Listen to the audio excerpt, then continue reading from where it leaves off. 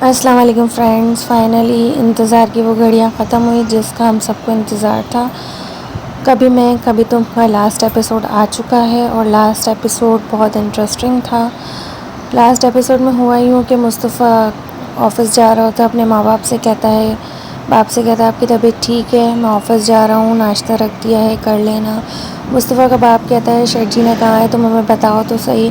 तो मुस्तफ़ा कहता है वो अगर लड़ाई करके गई होती तो मैं उसे ले आता, लेकिन वो हमेशा के लिए चली गई है। उसकी माँ कहती है क्या हुआ, लड़ाई हुई है, मैं मना के ले आऊँगी।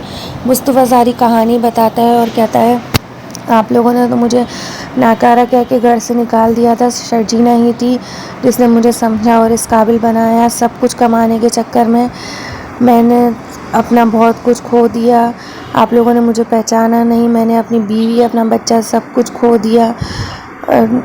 मुस्तफ़ा की माँ बहुत रोती है। मुस्तफ़ा कहता है मेरे बच्चे के जाने का मुझे बहुत दुख है। मुस्तफ़ा की माँ मुस्तफ़ा को हैरानी से देखती है और उसका बाप नीचे नज़र झुकाए देखता है। मुस्तफ़ा कहता है मेरे पास सब कुछ है लेकिन बीवी और बच्चा नहीं है, वो मैंने खो दिया है। इसकी माँ भी बहुत रो रही होती है और मुस्तफ़ा भी बहुत ज़्यादा रो रहा होता है और कहता है मैं ऑफ़िस जा रहा हूँ। इतनी देर में मुस्तफ़ा का बाप कहता है मुझे तुमसे बात करनी है। मुस्तफ़ा खड़ा हो जाता है। मुस्तफ़ा का बाप कहता है तुम्हारी माँ ने तुम्हें एक जैसा प्यार दिया हो, लेकिन मैंने हमेशा तुम में और अदील में फ़र्क किया है जो मुझे नहीं करना चाहिए था। इसके लिए मैं तुमसे माफ़ी मांगता हूँ। माफ़ी मांगने के लिए हाथ जोड़ कर खड़ा हो रहा था तो मुस्तफ़ा अपने बाप को गले लगा लेता है। इसके माँ बाप इससे माफ़ी मांगते और कहते हैं हम खुद जाके शर्जीना को लेकर आएंगे, तुम टेंशन नहीं लो, सब ठीक हो जाएगा। मुस्तफ़ा कहता है ठीक है। दूसरी तरफ अदील कहता है मुझे मेरे घर वालों से बात करा दो। तो जेल में आदमी से मशवरा देता है पैसे देकर बात कर लो। मुस्तफ़ा के माँ बाप शर्जीना से माफ़ी मांगने के लिए जाते हैं, माफ़ी मांगते हैं। शर्जीना चुपचाप सुन रही होती है। मुस्तफ़ा के माँ बाप कहते हैं जो हुआ बदल नहीं सकते, लेकिन अब तुम घर चलो। मुस्तफ़ा की माँ भी देख रही होती है। शर्जीना सारी बात सुनने के बाद माफ़ी मांग लेती है कि मैं नहीं चल सकती, मैं वहाँ नहीं जाऊँगी। दूसरी तरफ मुस्तफ़ा शर्जीना का इंतज़ार कर रहा होता है। उसके माँ बाप घर आते हैं, शर्जीना नहीं आती। मुस्तफ़ा पूछता है नहीं आई ना। उसके माँ बाप चुपचाप बैठे हुए होते हैं। मुस्तफ़ा अपने कमरे में चला जाता है। दूसरी तरफ इसकी माँ कमरे में काम कर रही थी, फ़ोन बज रहा होता है। इसका बाप कहता है किसका फ़ोन है। फ़ोन उठाता है तो अदील का फ़ोन होता है। इसका बाप उठा के कहता है तुम्हारी हिम्मत कैसे हुई यहाँ फ़ोन करने की, तुमने यहाँ फ़ोन क्यों किया है, हमारा तुमसे कोई रिश्ता नहीं। अदील कहता है मेरी ज़मानत करवा दें। फिर इसका बाप और माँ परेशान बैठे हुए होते हैं तो मुस्तफ़ा आता है, कहते क्या हुआ। उसकी माँ कहती है अदील का फ़ोन आया था, कहता है ज़मानत करा दो, बहुत ज़्यादा परेशान है। तो मुस्तफ़ा कहता है ठीक है, अगर आप चाहती हैं कि उसकी ज़मानत करवा दूँ तो मैं करवा दूँगा, आपकी खुशी इसी में है, अदील की ज़मानत हो जाएगी। अगले दिन वो अपने वकील को लेकर अदील की ज़मानत करने चला जाता है। अदील को पुलिस लेने के लिए आती है और कहती है तुम्हारी ज़मानत हो गई है। अदील जैसे ही कमरे में एंटर होता है तो मुस्तफ़ा सामने बैठा होता है। मुस्तफ़ा को देखकर हैरान हो जाता है। पुलिस कहती है आपने वकील बहुत अच्छा किया है, आपका केस बहुत ज़्यादा मुश्किल था, ये इनके ऊपर बहुत ज़्यादा इल्ज़ाम है।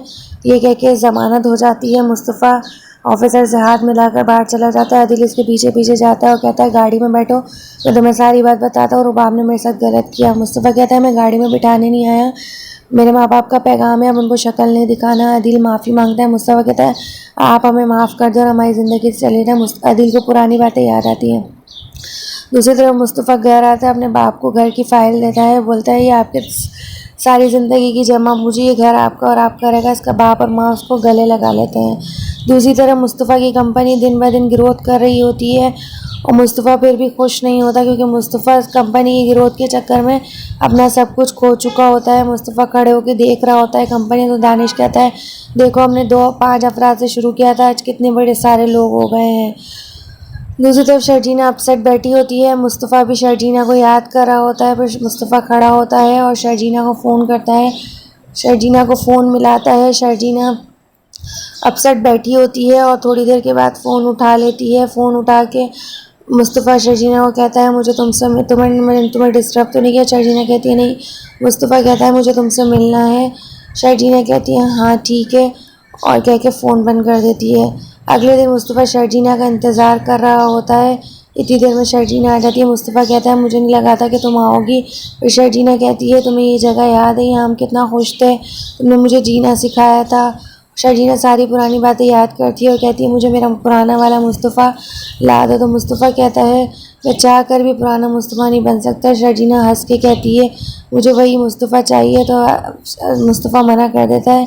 शर्जीना वहाँ से उठ के चली जाती है और मुस्तफ़ा उसको देख रहा होता है और कहता है बहुत लेट हो गए हैं हम, और चुपचाप बैठा हुआ होता है। फिर शर्जीना जाते हुए रो रही होती है। मुस्तफ़ा भी पुरानी बातें याद करके गाड़ी में रो रहा होता है और क्या समझ नहीं आ रहा होता मैं क्या करूँ। अगले दिन सुबह मुस्तफ़ा की दोस्त का फ़ोन आता है कि भाभी का फ़ोन आया था कि घर खाली करना है।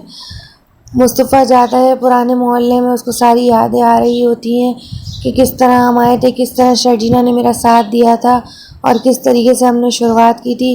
वो जैसे ही कमरे में जाता है वहाँ शर्जीना कैंडल जला रही होती है। मुस्तफ़ा को देखकर शर्जीना जो है खड़ी हो जाती है। मुस्तफ़ा शर्जीना को देख रहा होता है। शर्जीना गुस्से में कमरे से निकल जाती है और बाहर की तरफ चली जाती है और वहाँ जाके एक चिट मुस्तफ़ा को फेंकती है जिसमें मुस्तफ़ा ने पूरा लिखा हुआ होता है सारी चीज़ें कि शर्जीना मैं तुमसे प्यार करता हूँ, मैं सब कुछ बच्चे के लिए कर रहा हूँ। सब कुछ लिख के मुस्तफ़ा फेंक चुका होता है, शर्जीना को नहीं बताता। शर्जीना वो चिट मुस्तफ़ा को फेंकती है। बोले लिखने का क्या फ़ायदा, तुम मुझे मुंह से बोल भी तो सकते थे ना, मुंह से बोल देते तो क्या चला जाता। मुस्तफ़ा कहता है कि मुझे बोलना ही तो नहीं आता, मैं तुम लोगों की तरह मुझे किताबी बातें नहीं करना आती, मैं तुम्हारा अच्छा ही चाहता था। शर्जीना कहती है हाँ हमेशा अपने बारे में नेगेटिव बातें करना, और दोनों एक दूसरे से गिले शिकवे दूर कर रहे होते हैं।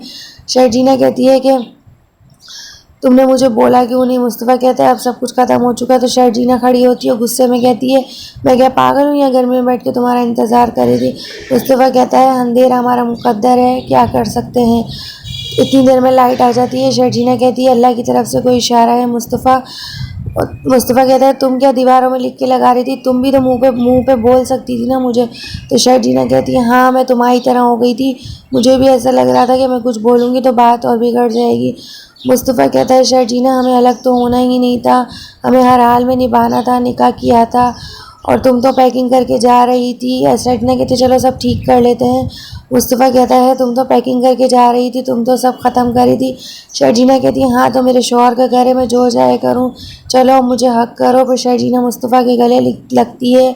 मुस्तफ़ा बहुत रोता है, कहता है आई मिस यू शर्जीना, अब छोड़ के तो नहीं जाओगी। दोनों एक दूसरे से गिले शिकवे दूर करते हैं और सब कुछ ठीक कर देते हैं। दोनों के दोनों आपस में मिल जाते हैं और जाके अपने फेवरेट प्लेस पे बैठ जाते हैं। फाइनली ड्रामे की हैप्पी एंडिंग हो ही गई और मुस्तफ़ा और शर्जीना आपस में बहुत खुश हैं। और आने वाले एपिसोड का तो क्या बोलूँ, लास्ट एपिसोड जिस तरह से एक्सपेक्टेड किया गया था कि लास्ट एपिसोड बहुत सैड होने वाला है, मुस्तफ़ा मरने वाला है, लेकिन नहीं, लास्ट एपिसोड बहुत अच्छा गया, दोनों की हैप्पी एंडिंग हुई और बहुत मज़ा आया देखने में। आप लोगों को अगर अच्छा लगा हो तो लाइक कमेंट एंड सब्सक्राइब में ज़रूर लाइक कमेंट एंड सब्सक्राइब ज़रूर करें और कमेंट में लाजमी बताएं और ये बताएं आप लोगों को एपिसोड अच्छा लगा या नहीं लगा। अल्लाह हाफ़िज़।